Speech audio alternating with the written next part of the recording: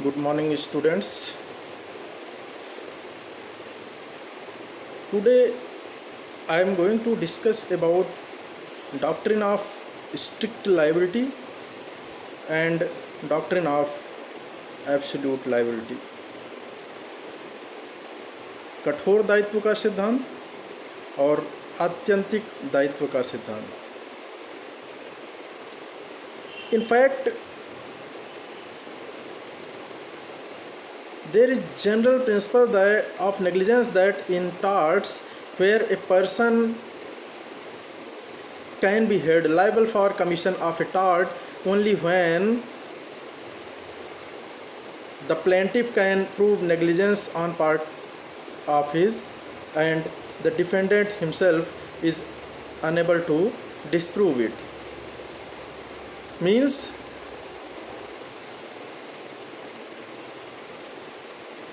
if we talk about strict liability, the rule of law is a person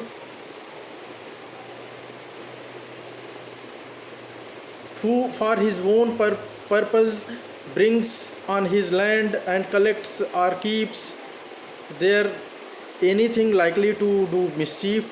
If that thing escapes, must keep it in at his peril, and if he does not do so, is prima facie answerable for all the damages which is the natural consequences of its escape.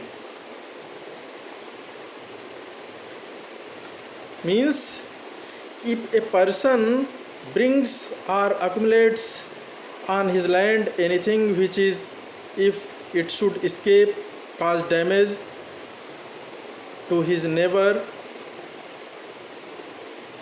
he does so it at his own peril. If it does escape and causes damage to any person, his neighbor, then that person who brings that thing will be responsible, however careful he may have been and whatever precautions he may have been to prevent the damage. Thus, according to this rule, if a person brings dangerous things on his land and the thing escapes and causes damage to other, he will be held liable.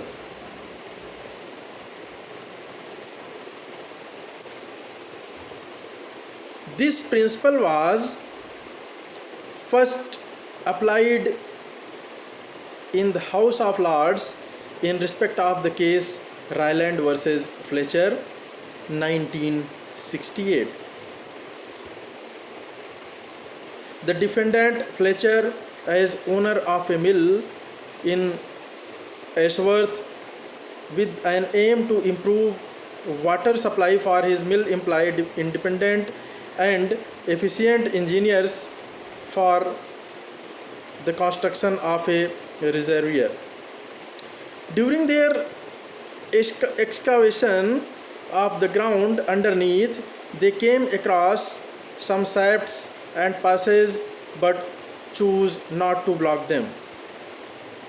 Post construction of the reservoir, when they filled it with water, all the waters flowed through the unblocked old shafts and passages to the plaintiff Ryland's coal mine on the adjoining land and inundated them completely. The engineer kept the defendant in the dark about the occurrence of these incidents. On a suit filed before the court by the plaintiff against defendant, the court, though ruled out negligence on part of defendant, but held him liable under the rule of strict liability. Any amount of carelessness on his part is not given to save him, where his liability falls under the scope of no fault liability. Actually, the rule of strict liability is also known as no fault liability. Means where there is no fault on part of defendant, he has taken care, and all the essential means to save any other person from damage which will occur due to escape of that things, then that person will also be liable though due care and precautions. Rylands versus Fletcher case को अगर समझने की कोशिश की जाए तो defendant, Fletcher defendant था, वो एक मिल का ओनर था और अपने मिल के एम्प्लॉय, अपने मिल में वाटर सप्लाई प्रॉपर करने के लिए उसने एफिशिएंट इंजीनियर्स जो इंडिपेंडेंट एम्प्लॉयर के रूप में थे उनको रिजर्वियर कंस्ट्रक्ट करने के लिए एम्प्लॉय किया। अंडरग्राउंड खुदाई चल रही थी। खुदाई के दौरान उन इंजीनियर्स ने देखा कि उसमें कुछ सैप्ट्स हैं, गड्ढे हैं, लेकिन उन्होंने उसको बंद करने की कोशिश नहीं की, अपना काम जारी रखे। जैसे ही रिजर्वियर में वाटर डाला गया, जो ओल्ड सैप्ट्स थे, जो गड्ढे थे, उनसे पानी रिसाव करके रायलैंड की ज़मीन में जाने लगा, जहाँ पे रायलैंड का कोल माइन का काम था, जो फ्लेचर के लैंड से एडजॉइनिंग था। इंजीनियर ने इस बात से डिफेंडेंट फ्लेचर को अवगत नहीं कराया था कि खुदाई के दौरान गड्ढे मिले हैं जिनसे जल रिसाव हो सकता है और प्लेंटिफ को नुकसान हो सकता है। प्लेंटिफ नुकसान के बाद एक सूट फाइल किया कोर्ट में। अब इस केस में भले ही डिफेंडेंट के पार्ट पे कोई नेग्लिजेंस नहीं था, फिर भी डिफेंडेंट को उसकी एक्टिविटी के लिए लायबल माना गया, भले ही वो पूरे तरीके से केयरफुल रहा होता। तो essential element doctrine of strict liability के क्या हैं? Non natural use of land, escape of dangerous things from that land on which he has kept must have taken place. The dangerous thing must have caused mischief. There are three essential elements of doctrine of strict liability.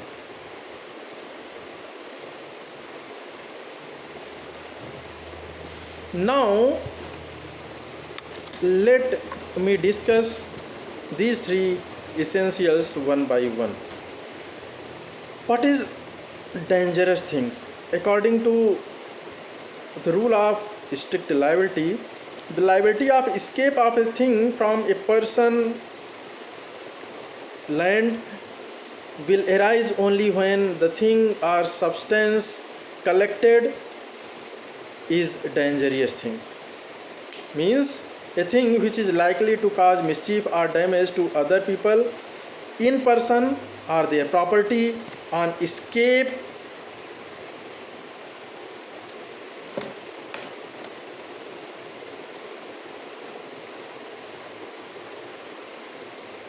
in law of art. If we see different examples, we can say that large body of water, gas, electricity, vibrations, yew trees, sewage, flagpole, explosive, noxious fumes, rusty wires, these things are dangerous things.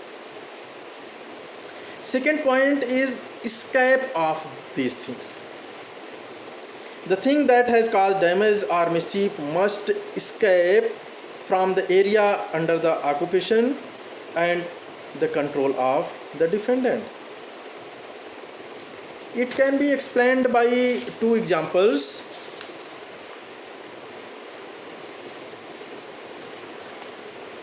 Ratherly, two cases, Reed versus Lyons and Company, in which plaintiff worked as employee in the defendant's cell manufacturing company while she was on duty within the premise of the company. A cell being manufactured there exploded, due to which the plaintiff suffered injury. The case was filed against the defendant company, but the court let off the defendant, giving verdict that strict liability is not applicable here, as explosion took place within the defendant's premise, and the concept of escape of a dangerous things like the cell from the boundaries of the defendant is missing here. Also, negligence on the part of defendant could not be proved. Thus, the defendant was not held liable. Third one is non-natural use of land.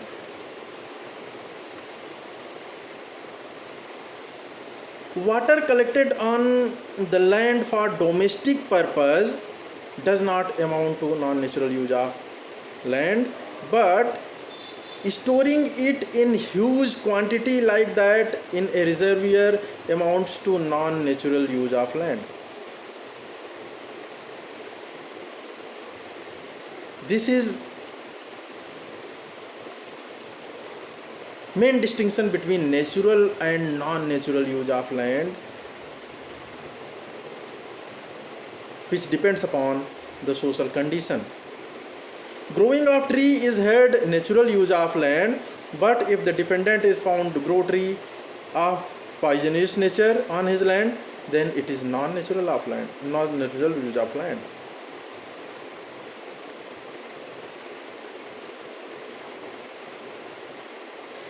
In Charing Cross Electricity Supply Company versus Hydraulic Power Company Limited, it was defendant's duty to supply water for industrial work, but they were unable to keep their main charge with the minimum required pressure, which led to bursting of the pipeline at 4 different places, which results in heavy damage to the plaintiff, which was proved with the evidence. Then the defendant was held liable.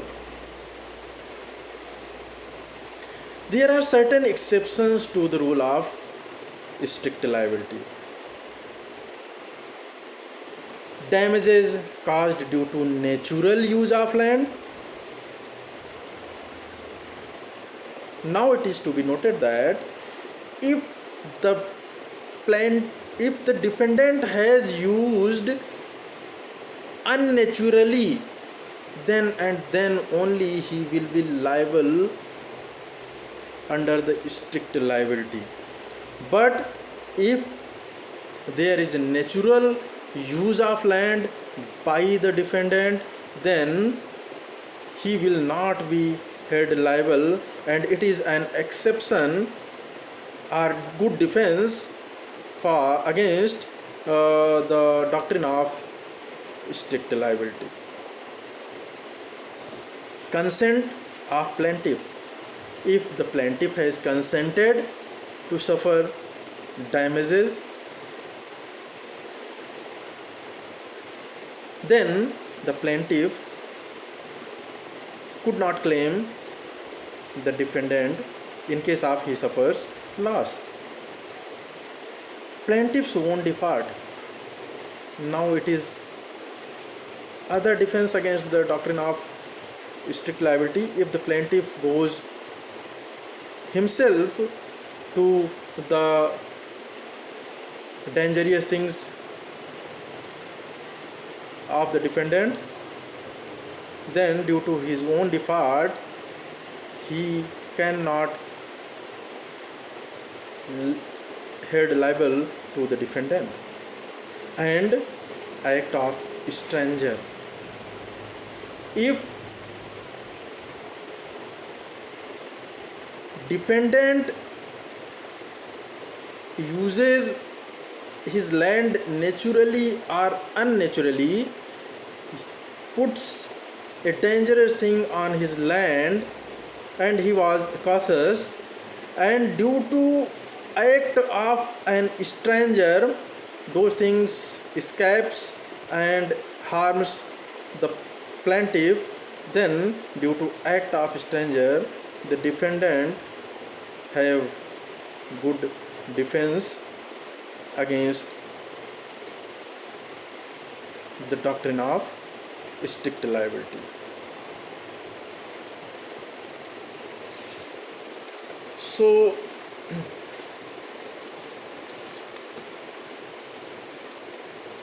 now I want to discuss about the doctrine of absolute liability. Absolute liability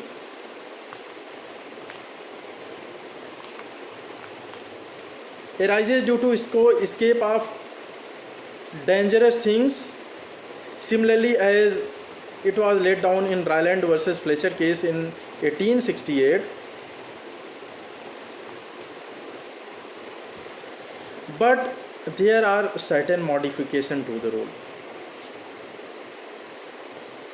Doctrine of absolute liability that prevented the defendant from taking up any defense against the payment of compensation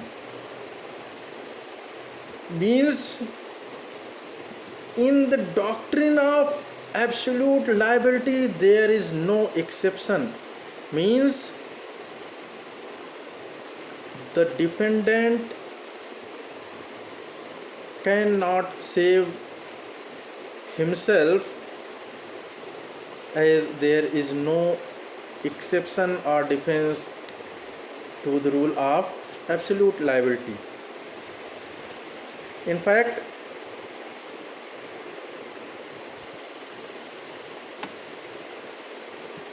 this doctrine was propounded by Honorable Supreme Court in MC Mehta versus Union of India in 1987. The Supreme Court of India was dealing with the claims of leakage of oleum gas on 4th and 6th December 1985 from one of the unit of Sri Ram Foods and Fertilizers Industries in Delhi. Due to this leakage, many persons affected, and one advocate and some other persons had died.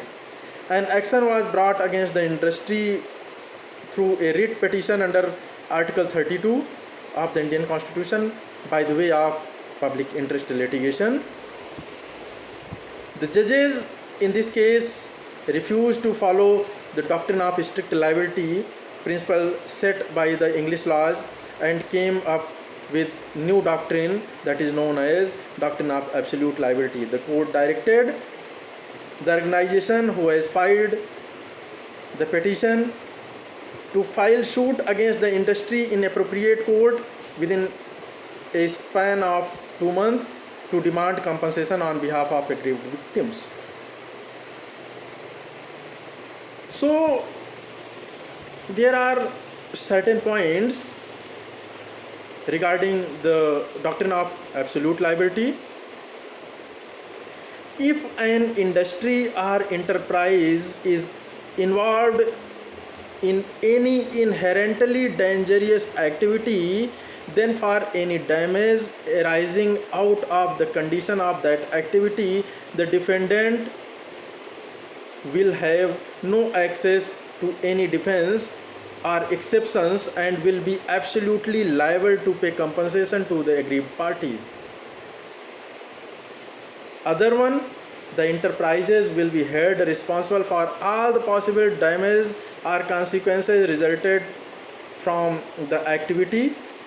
This will make such industry provide safety equipments to its workplace to prevent any mishap. Therefore, This will safeguard the interest of the workers and will give them a refined, safe, and working atmosphere. The element of escape, which is essential in strict liability, may be ignored here, as this restricts the application of doctrine of absolute liability, as often incidents may arise where the escape of dangerous things like poisonous fumes may not take place outside the industry premise but may damage to its workers inside of the company or factory. In this case, the workers' right to compensation will not be ignored. Therefore, the extent of this principle is to be applied in a wider context, ruling out of the element of escape. In cases where strict liability applies, compensation paid is according to the nature and quantum of damage caused, but in case of absolute liability, compensation or damage to be paid is exemplary in nature. The amount decided upon should be more than the damage caused, as industrial hazards accidents generally cause mass death and destruction of property and environment. In Bhopal Gas tragedy, which is also known as Union Carbide Corporation versus Union of India, 1991, the doctrine was upheld in this case, which is known as Bhopal Gas tragedy case. Bhopal Gas tragedy, which took place between intervening night of 2nd and 3rd December 1984, due to leakage of methyl isocyanide poisonous gas from the Union Carbide Company in Bhopal, which is situated in our capital city of Madhya Pradesh, which led to a major disaster and over 3,000 people lost their lives. There was heavy loss to the property, flora and fauna. These effects was so grave that children in those areas born with deformities even after 2 decades. The case was filed in America, New York District Court, as Union Carbide Company in Bhopal was a breach of the US based Union Carbide Company. So the case was dismissed where owing to no jurisdiction. The government of India enacted Bhopal Gas Disaster Processing of Claim Act 1985 and sued that the company for damage on behalf of the victim. The court, applying the principle of absolute liability, held the company liable and ordered it to pay compensation to the victims.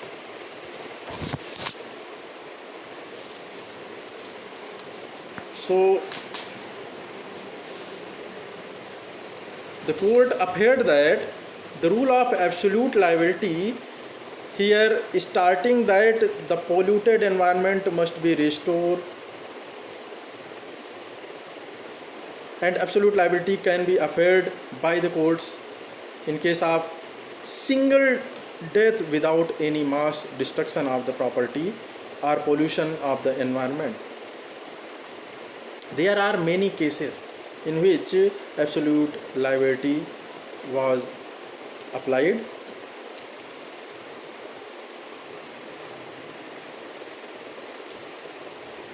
Now, on the basis of these points, it can be said that absolute liability is modification of doctrine of strict liability, having no exception to the rule. There are certain differences between the two. In strict liability, the nature and quantum of damage that are payable to the plaintiff are compensatory in nature in accordance to the amount to the loss suffered by the plaintiff. Damage will be paid equivalent to the amount lost. Means in case of strict liability, the compensation will be presumed just equal to the loss suffered to the plaintiff. But in the case of absolute liability, which is modified version of strict liability, as I earlier said, the nature of quantum of damage are payable to the plaintiff is exemplary.